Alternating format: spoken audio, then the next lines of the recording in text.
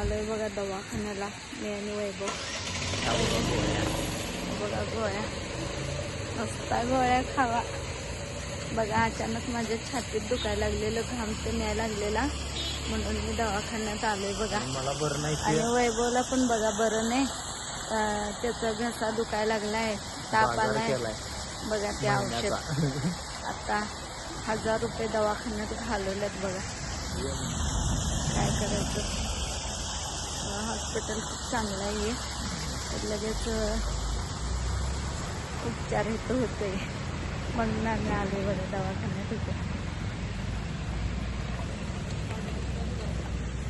तर अचानकच त्रास व्हायला लागलेला बघा मला.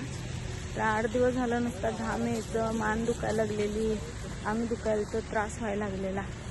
2 दिवस रेस्ट पण घ्यायला गेलो, खरं काय कमीच आहे ना. अचानक ताप आणि घाम यायला लागला, छातीत दुखायलं, पाठीत दुखायलं. आता म्हटलं काय अटॅक येते का काय, खरं नाही. माझं ते काय केलं रे वैभव, ECG केली बघा, नॉर्मल आहे सगळं.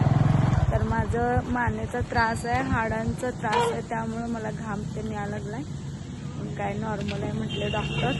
गोळ्या दिले, अंगात अशक्तपणा आहे, रक्त कमी झाले म्हटलं.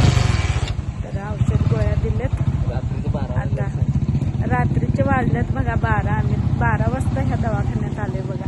दवाखाना 24 तास सेवेमध्ये असते ह्या.